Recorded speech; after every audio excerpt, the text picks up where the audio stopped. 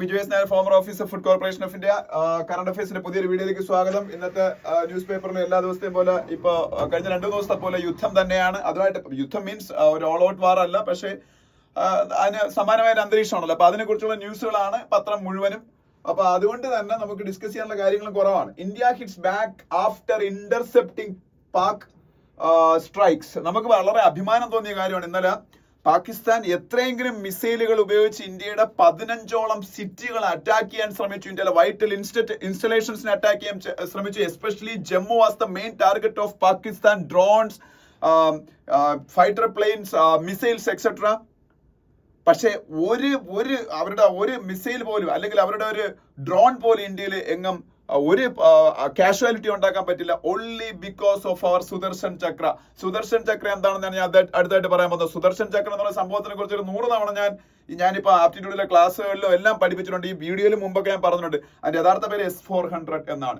S-400 അല്ലെങ്കിൽ triumph എന്ന് തന്നെ പറയാറുണ്ട്. റഷ്യയുടെ എയർ ഡിഫൻസ് സിസ്റ്റം ആണ്. Worlds best air defence system. When we tried to purchase that air defense system from Russia in 2018, when we gave order for this S-400 air defense system by paying around 42,000 crores, even Indian media criticized ആ ഒരു സംഭവത്തിന്. കാര്യം this is very costly, and what is the purpose of buying this much costly air defense system എന്ന് ചോദിച്ചവർ ഒരുപാട് പേര് ഇന്ത്യയിലുണ്ടായിരുന്നു, ഇതിന്റെ ഓപ്പോസിഷനും എല്ലാം. And also America threatened India with the sanctions because America is having an act.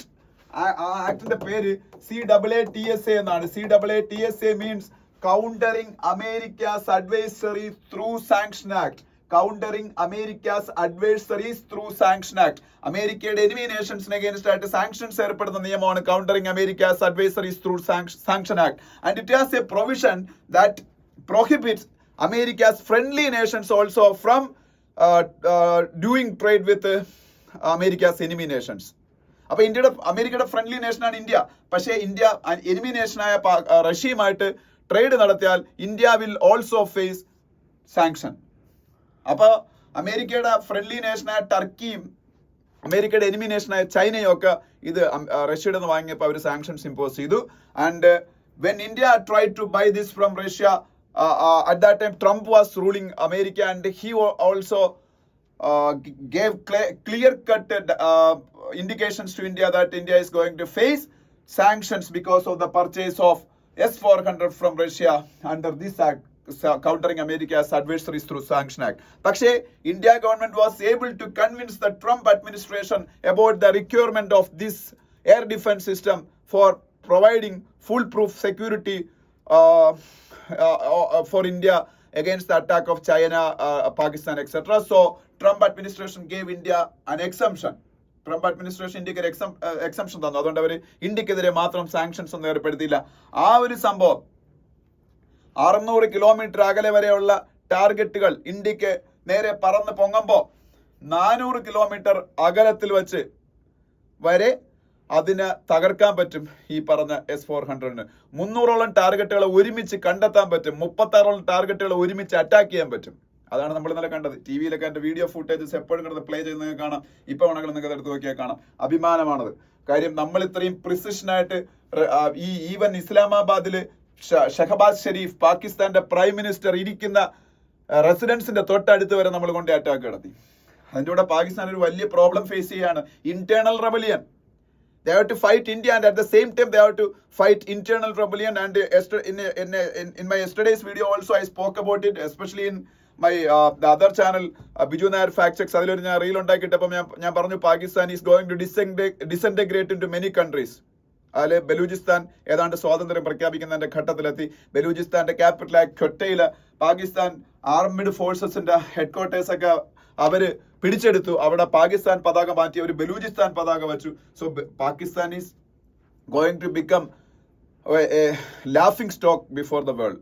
Our miserably ഈ വാറിൽ fail ആവും. അവർ ഇനിയും ഇതുമായിട്ട് മുന്നോട്ട് പോയാൽ ആ രാജ്യം വീണ്ടും വിഘടിക്കാൻ പോണ്. പണ്ട് ഈസ്റ്റ് പാകിസ്ഥാൻ ബംഗ്ലാദേശ് ആയതുപോലെ ബലൂചിസ്ഥാൻ ഒരു സെപ്പറേറ്റ് രാജ്യമായി മാറും. പാക് ഒക്യുപ്പൈഡ് കാശ്മീർ ഒരു പക്ഷേ ഇന്ത്യയുടെ കയ്യിലിരിക്കാനും സാധ്യതയുണ്ട്. ഓക്കെ, എന്തായാലും അഭിമാനം, അത്രയാണ് എനിക്ക് പറയാനുള്ളത്. എസ്പെഷ്യലി ഇന്ത്യയുടെ ഗവൺമെന്റിനോർത്തും ഇന്ത്യയുടെ പട്ടാളത്തിനോർത്തും.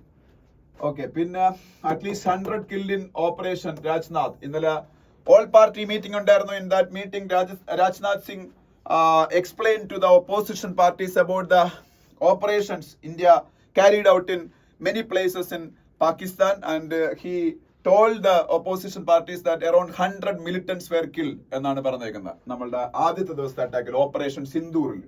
അതൊക്കെയാണ് അവിടെ പറയാനുള്ളത്. പിന്നെ കാസ്റ്റ് സെൻസസിനെ കുറിച്ച് ധർമ്മേന്ദ്ര പ്രധാൻ ഹിന്ദുവിൽ ഒരു ഇന്റർവ്യൂ കൊടുത്തിട്ടുണ്ട്. I already told you about the caste census. After independence, India is going to conduct caste census for the first time. Before independence, only India conducted caste census. That was in 1930s. British government conducted caste census in India. Still, India is using that the details of that caste census, and the government of India is going to conduct the first caste census of independent India. അത് അടുത്ത വർഷം മിക്കവാറും നടക്കും. ധർമ്മേന്ദ്ര പ്രധാൻ, ഇന്ത്യയുടെ education minister, അതിനെക്കുറിച്ച് ഹിന്ദുവിൽ ഒരു interview കൊടുത്തിട്ടുണ്ട്. Punjab CM leads AAP protest over water dispute. That also I discussed in yesterday's video and day before yesterday's video. In 1966, Punjab was divided into Punjab and Haryana on the basis of language, on linguistic basis. Haryana എന്ന് പറയുന്ന state Hindi സംസാരിക്കുന്ന ആൾക്കാർ state ആയി, പഞ്ചാബി സംസാരിക്കുന്ന ആൾക്കാരുടെ state പഞ്ചാബുമായി. അപ്പോൾ പഞ്ചാബിൽ നിന്ന് ഹരിയാനയിലേക്ക് ഒഴുകുന്ന നദികളിലെ വെള്ളം ഷെയർ ചെയ്യേണ്ടി വന്നു. അതിനാണ് BBMP ഒക്കെ ഉണ്ടാക്കിയ. BBMP means Bhakra Beas Management Board. Bhakra Beas Management Board. അങ്ങനെ പഞ്ചാബിൽ നിന്ന് ഹരിയാനയിലേക്ക് വെള്ളം കൊണ്ടുപോകാൻ SYL കനാൽ ഉണ്ടാക്കാൻ തീരുമാനിച്ചു. SYL canal means Sutlej Yamuna Link Canal. പക്ഷെ അതൊന്നും ഇപ്പോഴും നടക്കുന്നില്ല, because of the opposition of Punjab against എന്താ പറയുക, എന്തിനാ opposition for sharing of water. ഈ വാട്ടർ ഷെയർ ചെയ്യാൻ, ഹരിയാനയായിട്ട് വാട്ടർ ഷെയർ ചെയ്യാൻ Punjab is not ready, because both are agrarian states. പഞ്ചാബാണ് ഏറ്റവും കൂടുതൽ ഇന്ത്യയിൽ അഗ്രികൾച്ചർ, എസ്പെഷ്യലി റൈസും വീറ്റും ഒക്കെ ഉൽപ്പാദിപ്പിക്കുന്നത്. അപ്പം അവർക്ക് വെള്ളം ഷെയർ ചെയ്യാൻ താല്പര്യമില്ല. പിന്നെ OTTs asked to remove content from Pakistan. അത് ഇൻഫർമേഷൻ ആൻഡ് ബ്രോഡ്കാസ്റ്റിംഗ് മിനിസ്ട്രി ഇപ്പൊ പാകിസ്ഥാൻ എഗെയിൻസ്റ്റ് ആയിട്ട് എടുക്കുന്ന മെഷേഴ്സിന്റെ ഭാഗമായിട്ട് എടുക്കുന്ന ഒരു ഡിസിഷനാണ് OTT, ഓവർ ദ ടോപ്പ്. ഈ ഇതുണ്ടല്ലോ നമ്മളുടെ ജിയോ ഹോട്ട്സ്റ്റാറും എല്ലാം, അതിലൊക്കെ പാകിസ്ഥാൻ കണ്ടന്റിലെടുത്ത് മാറ്റാനാണ് പാകിസ്ഥാനായിട്ട് ബന്ധപ്പെട്ട. പിന്നെ വേറൊരു ന്യൂസ് ഇവിടെ ഉള്ളത്, if Rohingya are foreign, central government can deport them, says SC. Who is Rohingya? Rohingya എന്ന് പറയുന്നത് is a Muslim community. They are mainly from Myanmar. Actually, they are Bangladeshi origin people, but after some time they migrated to Myanmar, and Myanmar became the country of Rohingya Muslims. But Myanmar is predominantly Buddhist country. The extremist Buddhist people in Myanmar started religious persecution against Rohingyas. So Rohingyas migrated to different countries, and some of them came to India also, but India didn't give any kind of protection to these refugees. India is treating them as internal security threat. Our security threat ആയിട്ടാണ് കാണുന്നത്. That's why they are being deported from India. അപ്പൊ അതിന് against ആയിട്ട് അവര് supreme കോടതിയിൽ പോയി. അപ്പൊ India എടുത്ത സ്റ്റാൻഡ്, ഇന്ത്യ ആക്ച്വലി UNHCR എന്നൊരു സംഭവമുണ്ട്, United Nations High Commission for refugees. United Nations High Commission for refugees അവരാണ് റെഫ്യൂജി സ്റ്റാറ്റസ് ഈ റോഹിംഗ്യ മുസ്ലിംസിന് കൊടുത്തേക്കുന്നത്. അപ്പൊ ഈ റെഫ്യൂജീസുമായിട്ട് ബന്ധപ്പെട്ട ഒരു വിയന്ന കൺവെൻഷൻ അങ്ങനെ എന്തോ ഉണ്ട്, അതിൽ ഇന്ത്യ സിഗ്നറ്ററി അല്ല. അതുകൊണ്ട് ഈ UNHCR, United Nations High Commission for റെഫ്യൂജീസിന്റെ കാർഡൊന്നും ഇന്ത്യയിൽ അത് വാലിഡ് അല്ല, ഇന്ത്യക്ക് അത് അക്സെപ്റ്റ് ചെയ്യേണ്ട ആവശ്യമില്ല. അതാണ് ഇന്ത്യ പറയുന്നത്. അപ്പൊ ഇന്ത്യയിലെ ഫോറിനേഴ്സ് ആക്ട് അനുസരിച്ച് ഫോറിനേഴ്സ് ആയിട്ടുള്ള ആൾക്കാരെ ഡിപ്പോർട്ട് ചെയ്യാനുള്ള അവകാശം ഇന്ത്യക്കുണ്ട്. അത് സുപ്രീം കോടതി ഇന്നലെ അപ്ഹോൾഡ് ചെയ്തു. സുപ്രീം കോടതി പറഞ്ഞു India government has the right to deport people who are being designated as foreigners under Foreigners Act. അപ്പോ ഫോറിനേഴ്സ് ആയിട്ടാണ് ഇവരെ കാണുന്നത് റോഹിംഗ്യാസിന്. അവരെ നമുക്ക് ഡിപ്പോർട്ട് ചെയ്യാന്നാണ് പറഞ്ഞേക്കുന്നത്. അവരെ മ്യാൻമറിലേക്ക് തന്നെയാണ് നമ്മൾ ഡിപ്പോർട്ട് ചെയ്യാൻ പോകുന്നത്. പിന്നെ United Nations Human Rights Commission അല്ല, United Nations High Commission for Refugees എന്താണെന്ന് അറിഞ്ഞിരിക്കുക. അവരുടെ കാർഡ് ഹോൾഡേഴ്സ് ആയിട്ടുള്ളതുകൊണ്ട് ഇവർ റെഫ്യൂജീസ് ആണ്. പക്ഷെ നമ്മൾ റെഫ്യൂജീസിനെ അക്സെപ്റ്റ് ചെയ്യുന്ന അവരെങ്ങനെയാണ് ട്രീറ്റ് ചെയ്യേണ്ടതെന്നൊക്കെ പറയുന്ന ഒരു കൺവെൻഷൻ ഉണ്ട്. എന്റെ ഓർമ്മ വിയന്ന കൺവെൻഷൻ ആണ്, നടന്ന് നോക്കിയാൽ മതി, ചിലപ്പോൾ ഈ ന്യൂസിൽ തന്നെ കാണും. അപ്പൊ അതിലെ സിഗ്നറ്ററി അല്ല ഇന്ത്യ. അതുകൊണ്ട് ഇന്ത്യക്ക് ഇതൊന്നും ബാധകമല്ല എന്നാണ് ഇന്ത്യ പറയുന്നത്. Solicitor general of India Tushar മേത്തയാണ് ഇന്ത്യ ഗവൺമെന്റിനെ അവിടെ റെപ്രസെന്റ് ചെയ്തത്. സോളിസിറ്റർ ജനറൽ എന്താണെന്ന് ഞാൻ പറഞ്ഞിട്ടുണ്ട്. India second highest law officer ഈ സോളിസിറ്റർ ജനറൽ. പിന്നെ സുപ്രീം കോടതി രണ്ടുമൂന്ന് കോൺസ്റ്റിറ്റ്യൂഷണൽ ആർട്ടിക്കിൾസ് ഇവിടെ റെഫർ ചെയ്തിട്ടുണ്ട്. ആർട്ടിക്കിൾ 21 ആൻഡ് ആർട്ടിക്കിൾ 21 കുറിച്ച് ഇവിടെ പറയുന്നുണ്ട്, ആർട്ടിക്കിൾ 14 കുറിച്ച് ഇവിടെ പറയുന്നുണ്ട്, ആർട്ടിക്കിൾ 19(1)(e) കുറിച്ച് ഇവിടെ പറയുന്നുണ്ട്. ആർട്ടിക്കിൾ 21 ആർട്ടിക്കിൾ 14 ഫോറിനേഴ്സിന് ഉൾപ്പെടെ ഇന്ത്യക്കകത്ത് കിട്ടുന്ന രണ്ട് ഫണ്ടമെന്റൽ റൈറ്റ്സ് ആണ്. ആർട്ടിക്കിൾ 21 എന്ന് പറഞ്ഞാൽ റൈറ്റ് ടു ലൈഫ് ആണ്, ആർട്ടിക്കിൾ 14 എന്ന് പറഞ്ഞാൽ റൈറ്റ് ടു ഇക്വാലിറ്റി ആണ്. അപ്പോൾ Justice Deepankar Datta agreed with Mr. Mehta's submission that the right to life and due process, Article 21, and the right to equality of the Constitution were available to all. The fundamental right to reside or settle in any part of India under Article 19(1)(e) was only available to Indian citizens. മനസ്സിലായോ? 3 article, article 21, article 14, article 19(1)(e). Article 21 പറയുന്ന right to life, ജീവിക്കാനുള്ള അവകാശം. Article 14 പറയുന്ന right to equality. ഇത് രണ്ടും foreigners ഉൾപ്പെടെ Indian ലാൻഡിലായിരിക്കുമ്പോൾ അവർക്ക് അത് അവൈലബിൾ ആണ്. പക്ഷേ ആർട്ടിക്കിൾ 19(1)(e) എന്ന് പറയുന്ന ഒരു ആർട്ടിക്കിൾ ഉണ്ട്. ആർട്ടിക്കിൾ 19ന്റെ അകത്താണല്ലോ ഇന്ത്യയിൽ ഫണ്ടമെന്റൽ ഫ്രീഡംസ് പറയുന്നത്. അതിൽ ഒരു ഫണ്ടമെന്റൽ ഫ്രീഡം എന്ന് പറയുന്നത് ഇന്ത്യക്കകത്ത് എവിടെ വേണമെങ്കിലും താമസിക്കാനുള്ള അവകാശമാണ്. അത് ആർട്ടിക്കിൾ 19(1)(e) ആണ്. അത് പക്ഷേ ഫോറിനേഴ്സിന് അവൈലബിൾ അല്ല. 14 21 അവൈലബിൾ ആണെങ്കിലും. അപ്പൊ ഫോറിനേഴ്സ് ആയിട്ടാണ് നമ്മൾ രോഹിംഗ്യാസിനെ ട്രീറ്റ് ചെയ്യുന്നത്. അപ്പൊ അവർക്ക് ഇന്ത്യക്കകത്ത് എവിടെയും താമസിക്കാനുള്ള ആർട്ടിക്കിൾ 19(1)(e) എന്ന് പറഞ്ഞ ഫണ്ടമെന്റൽ റൈറ്റ് അവൈലബിൾ അല്ല. So India government can deport them back to their country of origin, that is Myanmar. അതാണ് ഇന്നലെ സുപ്രീം കോടതി പറഞ്ഞത്. ഇത്രയാണ് ഫ്രണ്ട് പേജ്. പിന്നെ സ്റ്റേറ്റ്സ് പേജിലേക്ക് പോകുമ്പോൾ ഫസ്റ്റ് ന്യൂസ് ഞാൻ ഓൾറെഡി പറഞ്ഞു. ഫസ്റ്റ് ന്യൂസ് അതല്ല. Border States put on high alert, government cancel leaves of officials in several departments എന്നൊരു ന്യൂസ് കാണാം. ബോർഡർ സ്റ്റേറ്റ്സ് എന്ന് പറഞ്ഞാൽ പഞ്ചാബ്, പിന്നീട് ഹരിയാന, പിന്നെ ചണ്ഡീഗഡ് എന്ന് പറഞ്ഞ യൂണിയൻ ടെറിട്ടറി. ഇതൊക്കെയാണ് ഹൈ അലർട്ടിൽ ഇട്ടേക്കുന്നത്. അല്ല, ജമ്മു ആൻഡ് കാശ്മീർ ഓൾറെഡി ഉണ്ട്. അതല്ലാതെ പഞ്ചാബ്, ഹരിയാന, ചണ്ഡീഗഡ് എന്ന് പറഞ്ഞ യൂണിയൻ ടെറിട്ടറി ഇവരെല്ലാം വളരെ ഹൈ അലർട്ടിലാണ്. Because Pakistan is directly targeting many locations of these border states and Rajasthan also. അപ്പൊ രാജസ്ഥാനിൽ ജയ്സാൽമീറിലാണെന്നോ ഇന്നലെ പാകിസ്ഥാന്റെ ഒരു വിമാനമൊക്കെ തകർത്ത് നമ്മൾ 1-2 പൈലറ്റുമാരൊക്കെ പിടിച്ചു വെച്ചിട്ടുണ്ട് നമ്മളെ കസ്റ്റഡിയിൽ. അപ്പൊ എന്തായാലും ബോർഡർ സ്റ്റേറ്റുകളെല്ലാം ഹൈ അലർട്ടിലാണ്. അപ്പൊ അത് അവിടെ പറയുന്നുണ്ട്. പിന്നെ Punjab CM leads AAP workers in protest over water dispute. What is the water dispute? I already told you when you discussed the first page itself. I already told you what is the water dispute. SYL കനാലിനെ കുറിച്ച് ഞാൻ പറഞ്ഞു, Sutlej Yamuna Link canal, BBMB കുറിച്ച് പറഞ്ഞു, ബക്ര Beas management ബോർഡിനെ കുറിച്ചൊക്കെ ഞാൻ പറഞ്ഞില്ലേ. ഈ ബക്ര Beas management ബോർഡാണ് ഈ പഞ്ചാബിന്റെ അടുത്ത് കുറച്ച് അഡീഷണൽ വെള്ളം ഹരിയാനയ്ക്ക് കൊടുക്കാൻ പറഞ്ഞത്. അതാണ് പഞ്ചാബ് അവർക്ക് ഇഷ്ടപ്പെടാത്തത്. പഞ്ചാബിന്റെ ചീഫ് മിനിസ്റ്റർ ഭഗവന്ത് മാൻ ആണ് ഇതിന് അഗൈൻസ്റ്റ് ആയിട്ടുള്ള പ്രൊട്ടസ്റ്റ് ഇപ്പം നയിച്ചുകൊണ്ടിരിക്കുന്നത്. ഭഗവത് മാൻ. ഓക്കെ,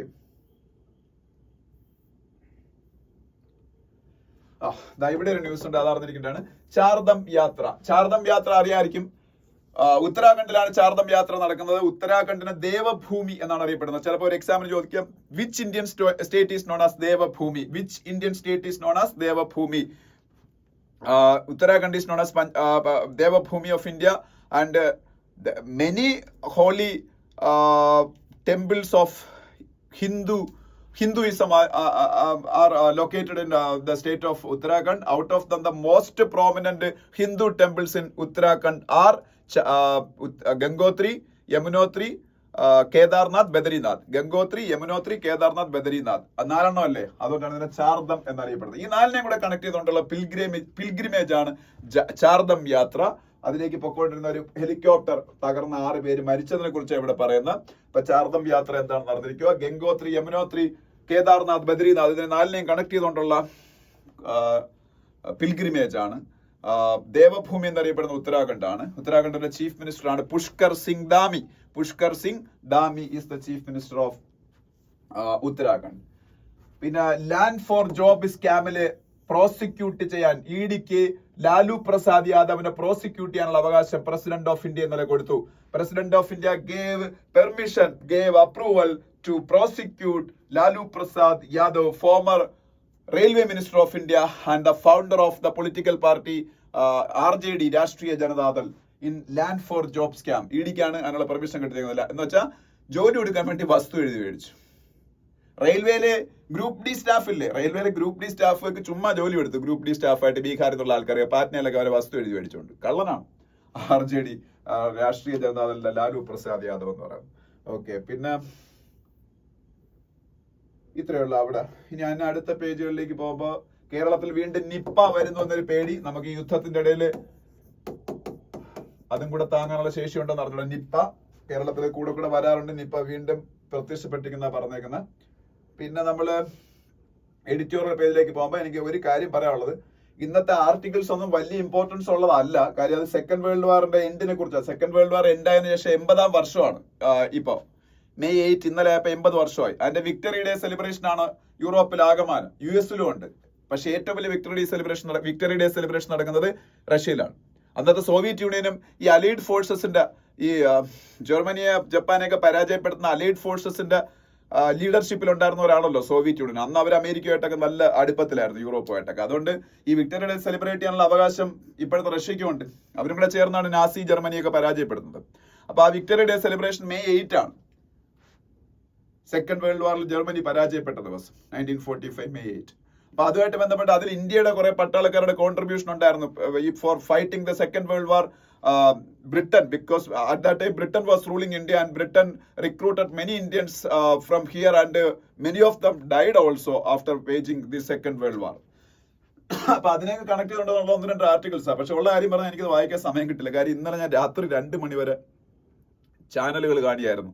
കാര്യം ഇന്നലെ രാത്രിയിൽ എന്തും സംഭവിക്കാം. ഇന്നലെ രാത്രിയിൽ പാകിസ്ഥാന്റെ പ്രൈം മിനിസ്റ്റർ അവിടെ നിന്ന് പേടിച്ച് എങ്ങോട്ടോ പോയെന്ന് അറിഞ്ഞൂടാ. പാകിസ്ഥാന്റെ army chief general Asim Munir അല്ലേ, അയാള് അവിടെ നിന്ന് മാറ്റിയെന്നും ഈവൻ ചില ചാനലുകൾ അതിനെ ഒരു വെരിഫൈ ചെയ്യാത്ത ചില ഇത് കൊടുത്ത് അയാളെ കൊന്നു എന്നവരെ പറഞ്ഞു. അപ്പൊ ഇതെന്താണ് നടക്കുന്നതെന്ന് അറിയണ്ടേ. അപ്പൊ ഞാനൊരു 2 മണി അതിൽ നിന്ന് കാണുമായിരുന്നു. അതുകൊണ്ട് എനിക്ക് പിന്നീട് ഞാൻ ഉറങ്ങിപ്പോയി. അതുകൊണ്ട് ഈ ആർട്ടിക്കിൾസ് ഒന്നും വായിക്കാനുള്ള ടൈമും കിട്ടിയില്ല. പക്ഷെ അത് നിങ്ങൾക്ക് വായിക്കാവുന്നേ ഉള്ളൂ. അത് സെക്കൻഡ് വേൾഡ് വാറായിട്ട് ബന്ധപ്പെട്ട ആർട്ടിക്കിൾസ് ഹിസ്റ്ററിയാണ്. പിന്നെ ഫൈൻഡിങ് സപ്പോർട്ട് എന്ന് പറയുന്ന എഡിറ്റോറിയൽസ് 2 ഞാൻ വായിച്ചു, അത് പറഞ്ഞുതരാം. ഫൈൻഡിങ് സപ്പോർട്ട് എന്ന് പറഞ്ഞ എഡിറ്റോറിയൽ, അത് വായിച്ചാൽ നമുക്ക് മനസ്സിലാവുന്ന എഡിറ്റോറിയൽ തന്നെയാണ്. സിമ്പിൾ എഡിറ്റോറിയലാണ്.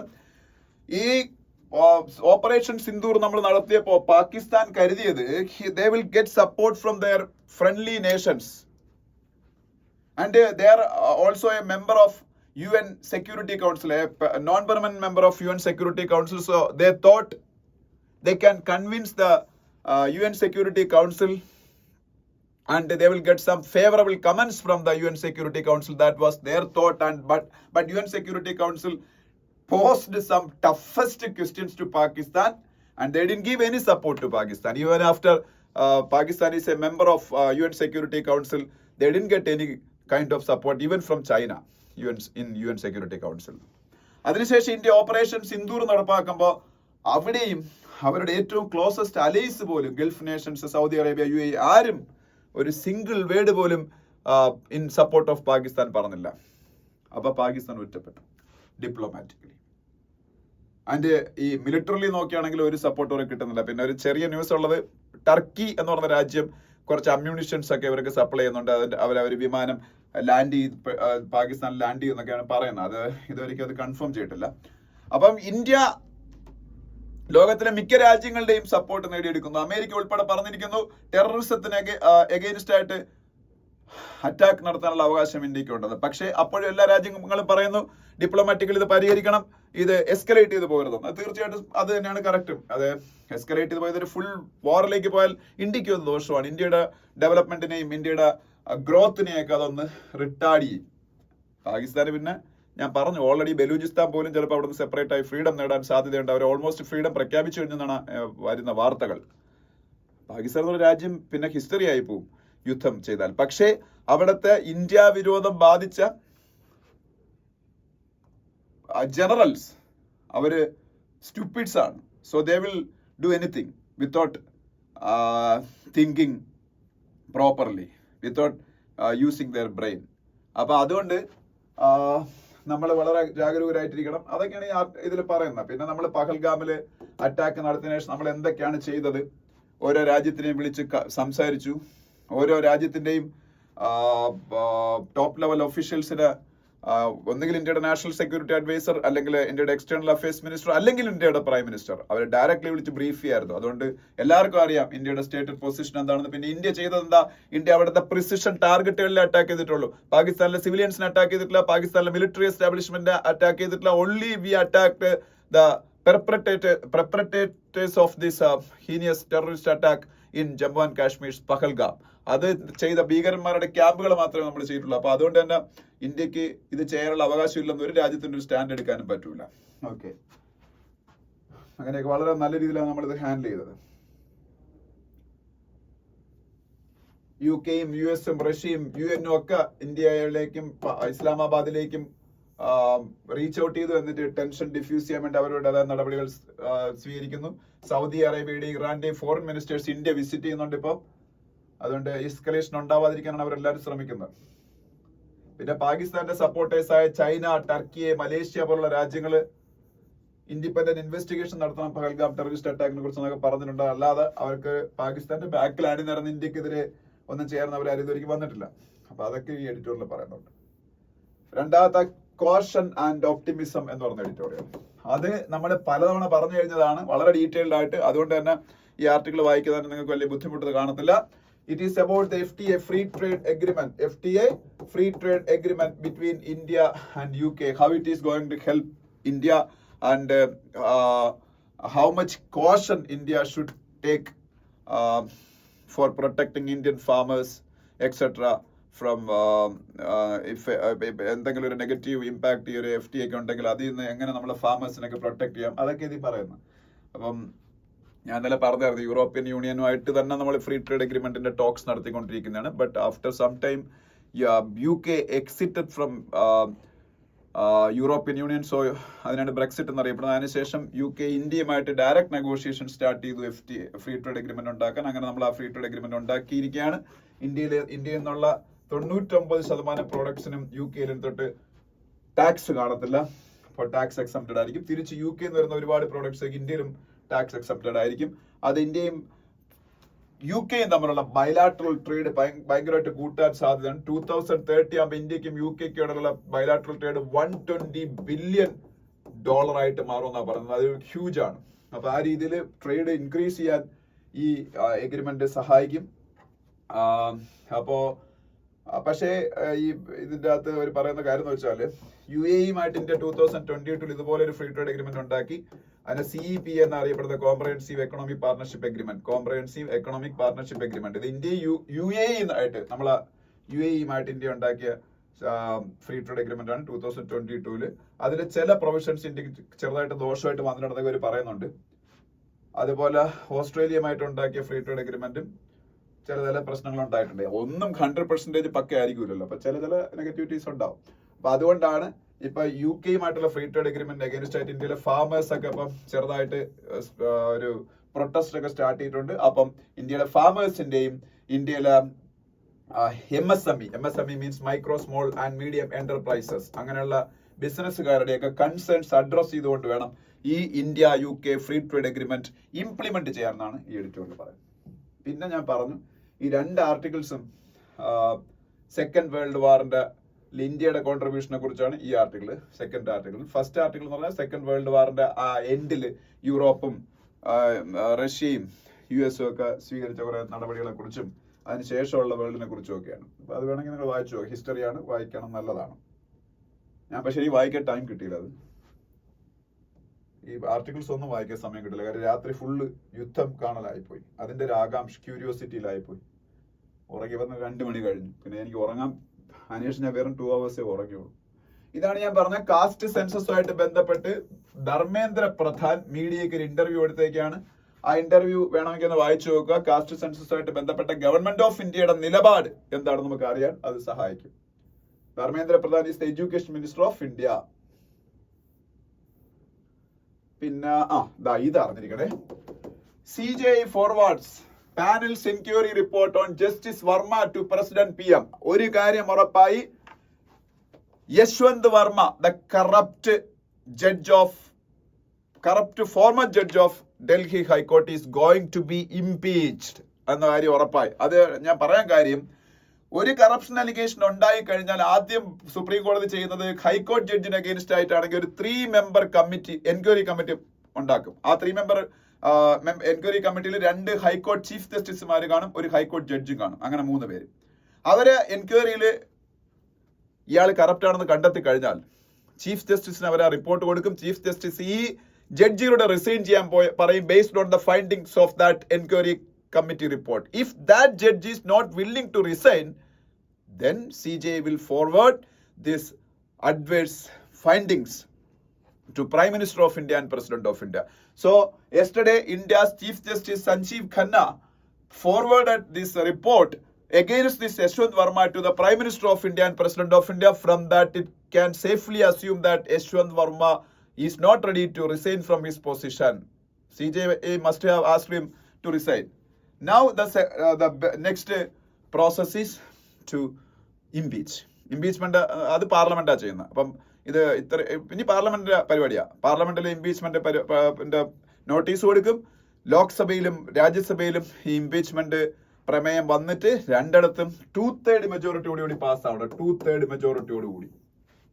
അപ്പം സഭയിൽ പ്രസന്റ് ആയിരിക്കുന്ന ആൾക്കാരുടെ എണ്ണത്തിൽ 2/3 മെജോറിറ്റിയുടെ പാസ്സാവണം. അത് പാസ്സാവും ഉറപ്പായിട്ടും. കാര്യം കറക്റ്റ് ആയതുകൊണ്ട് ഒരു ഓപ്പോസിഷൻ പാർട്ടിക്ക് ഒന്നും അയാൾ സപ്പോർട്ട് ചെയ്യാൻ പറ്റൂലല്ലോ. പക്ഷെ അതിനുപേപ്പിൾ റിസൈൻ ചെയ്യും. കാരണം ഇന്ത്യയുടെ ഹിസ്റ്ററിൽ ഇന്ന് വരെ ഇംപീച്ച്മെന്റ് വഴി ഒരു ജഡ്ജിയും പുറത്തായിട്ടില്ല.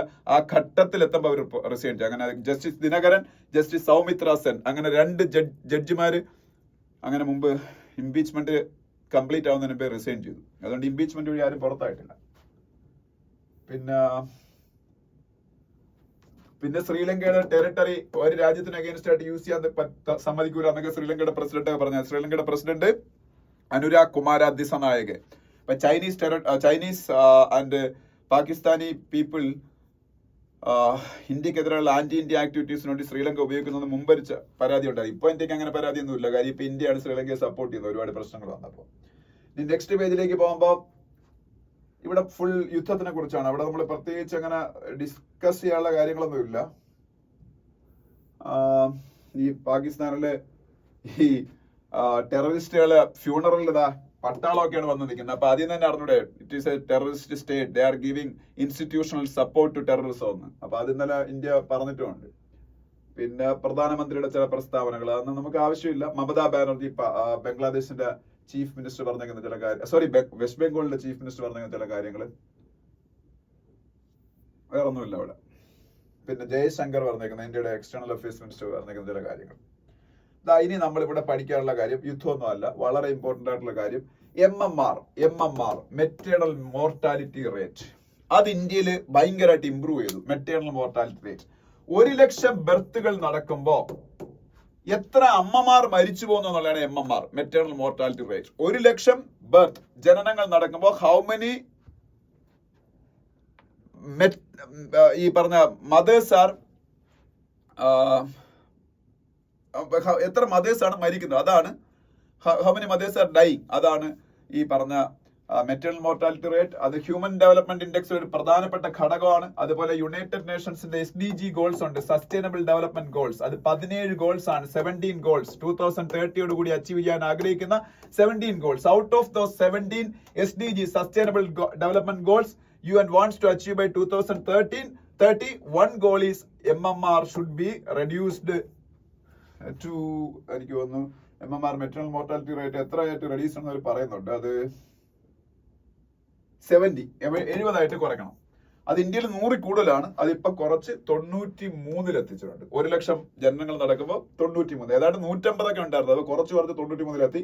2030 കൂടി നമ്മൾ 70 എത്തിച്ചാൽ മതി. ഏതാണ്ട് അതിനടുത്ത് എത്തുമെന്നാണ് ഞാൻ വിശ്വസിക്കുന്നത്. ഇനിയും 5 വർഷത്തോളം ഉണ്ടല്ലോ. അപ്പോൾ ഈ നല്ല ഇമ്പ്രൂവ്മെന്റ് ഇന്ത്യക്ക് ഉണ്ടായിട്ടുണ്ട്. അത് രജിസ്ട്രാർ ജനറൽ ഓഫ് ഇന്ത്യയുടെ ഒരു ഓഫീസാണ് ഇന്നലെ വിവരങ്ങൾ പുറത്തുവിട്ടേക്കുന്നത്. അപ്പൊ ഇന്ത്യയിലെ MMR 93 കുറച്ച്. അപ്പോൾ വേണമെങ്കിൽ ന്യൂസ് ഏതെങ്കിലും എക്സാമിന് ചോദിക്കാം. ഇപ്പൊ ഇന്ത്യയിലെ maternal mortality rate latest figure അനുസരിച്ചാണ് 93. ഭയങ്കരമായിട്ട് ഇമ്പ്രൂവ് ആയിട്ടുണ്ട്. മോർ ദാൻ 150 ഒക്കെ ആയിരുന്നു ഇന്ത്യയിൽ. അത് 70 ആയിട്ട് കുറയ്ക്കണം. അതാണ് SDG sustainable development goals UN പറയുന്നത്. പിന്നെ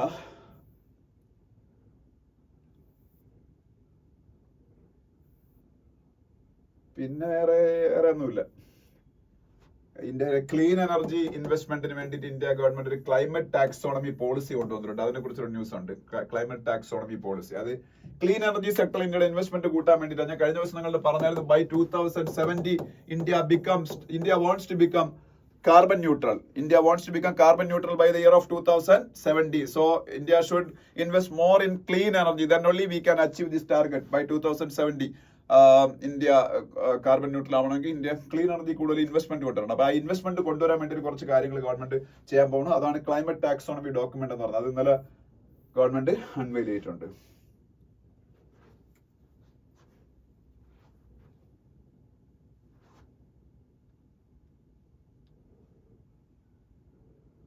പിന്നെ CCI കുറിച്ചൊരു ന്യൂസ് ഉണ്ട്. CCI competition commission of India. CCI എന്താണ്? Competition commission of India. ഇന്ത്യയുടെ ഫെയർ ട്രേഡ് റെഗുലേറ്റർ ആണ് competition commission of India. Fair trade regulator എന്ന് പറഞ്ഞാൽ കമ്പനികൾ അൺവാണ്ടഡ് കോമ്പറ്റീഷനിൽ എൻഗേജ് ചെയ്യുന്നില്ല, പ്രഡേറ്ററി പ്രൈസിംഗിൽ എൻഗേജ് ചെയ്യുന്നില്ല എന്നൊക്കെ എൻഷുർ ചെയ്യാൻ വേണ്ടിയിട്ടുള്ള ട്രേഡ് സെക്ടറിലെ ഇന്ത്യയുടെ റെഗുലേറ്റർ ആണ് CCI competition commission of India. പിന്നെ ക്രിസിലിന്റെ ഒരു ന്യൂസ് ഉണ്ട്. CRISIL, credit rating and information service of India limited. CRISIL ഇന്ത്യയുടെ ഇന്ത്യയിലെ ഏറ്റവും വലിയ ക്രെഡിറ്റ് റേറ്റിംഗ് ഏജൻസിയാണ് CRISIL, credit rating and information service of India limited. ഇന്ത്യയിലെ ഏറ്റവും വലിയ എഞ്ചിനീയറിംഗ് കൺസ്ട്രക്ഷൻ കമ്പനിയാണ് L&Tയെ കുറിച്ചുള്ള ന്യൂസ് ഉണ്ട്. പിന്നെ നെക്സ്റ്റ് പേജിൽ പോകുമ്പോൾ അടുത്ത പോപ്പ് ആരെന്ന് അവിടെ ന്യൂസ് ഉണ്ട്. ഇപ്പൊ പോപ്പ് ഫ്രാൻസിസ് മരിച്ചുപോയി. അടുത്ത പോപ്പ് അമേരിക്കക്കാരനാണ്. പുതിയ പോപ്പിന്റെ പേര് ലിയോ 14 എന്നാണ്. ലിയോ 14. അദ്ദേഹം സ്വീകരിച്ച പേര് അങ്ങനെയാണ്, ലിയോ 14. അത് ആ പേരിൽ ഇനി അറിയപ്പെടാൻ പോണുള്ളൂ, അതുകൊണ്ട് അങ്ങനെ പഠിച്ചാൽ മതി. റോബർട്ട് പ്രിവോസ്റ്റ് എന്നാണ് അദ്ദേഹത്തിന്റെ യഥാർത്ഥ പേര്. റോബർട്ട് പ്രിവോസ്റ്റ് എന്നാണ് അദ്ദേഹത്തിന്റെ യഥാർത്ഥ പേര്. പക്ഷെ അദ്ദേഹം സ്വീകരിച്ച പേര് ലിയോ 14. അടുത്ത പോപ്പ് ആഫ്റ്റർ പോപ്പ് ഫ്രാൻസിസ്. പിന്നെ UK-യും ബ്രിട്ടനും തമ്മിൽ ഒരു ട്രേഡ് ഡീൽ അനൗൺസ് ചെയ്തിട്ടുണ്ട്. ഇന്ത്യയും ബ്രിട്ടനും തമ്മിൽ ഒരു ട്രേഡ് ഡീൽ, ഒരു FTA ഫ്രീ ട്രേഡ് അഗ്രിമെന്റ് ആയി. ഇപ്പൊ UK-യും ബ്രിട്ടനും തമ്മിൽ UK-യും ബ്രിട്ടനും തമ്മിലല്ല, US-ഉം ബ്രിട്ടനും തമ്മിൽ US-ന്റെ പ്രസിഡന്റ് ഡൊണാൾഡ് ട്രംപും ബ്രിട്ടന്റെ പ്രൈം മിനിസ്റ്റർ കീർ സ്റ്റാമറും അത് അനൗൺസ് ചെയ്തു, ആ ഒരു ഡീല്. പിന്നെ എല്ലാ ദിവസത്തെയും പോലെ UK ഇന്ത്യയുടെ ഫ്രീ ട്രേഡ് അഗ്രിമെന്റിനെ കുറിച്ചുള്ള ന്യൂസ് ഇവിടെ ഉണ്ട്. പിന്നെ എല്ലാ ദിവസത്തെയും പോലെ ഇസ്രായേലും അതിന്റെ വാറിന്റെ കാര്യങ്ങളുണ്ട്. പിന്നെ US-ന്റെ ഫെഡറൽ റിസർവിന്റെ ചീഫ് ജെറോം പവലിന്റെ ഒരു ഫോട്ടോ ആണ് കാണാൻ. ജെറോം പവൽ ആരാണ്? Jerome Powell chief of US central bank. ഇന്ത്യയുടെ central bank reserve bank of India അല്ലേ, അതുപോലെ US-ന്റെ സെൻട്രൽ ബാങ്ക് ആണ് ഫെഡറൽ റിസർവ്. അവരാണ് ഡോളറൊക്കെ ഇറക്കുന്നത്, ഫെഡറൽ റിസർവ്. ഇന്ത്യയുടെ രൂപ ഇറക്കുന്ന RBI അല്ലേ, അതുപോലെ US-ന്റെ സെൻട്രൽ ബാങ്ക് ഫെഡറൽ റിസർവ് ആണ് ഡോളറൊക്കെ ഇഷ്യൂ ചെയ്യുന്ന. അതിന്റെ ചീഫാണ് ജെറോം പവൽ. നമ്മളെ സഞ്ജീവ് വർമ്മയെ പോലെ.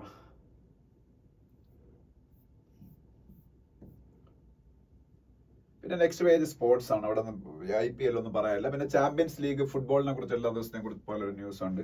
വേറെ ഒന്നും സ്പോർട്സിലൊന്നും പറയാനില്ല. ഓക്കെ, രോഹിത് ശർമ്മ ടെസ്റ്റ് ക്രിക്കറ്റിൽ നിന്ന് റിട്ടയർ ആയി ഇന്നലെ നിങ്ങൾ പറഞ്ഞതാണ്. ഇത്രയാണ്. ബാക്കി അടുത്ത ദിവസം നാളെ.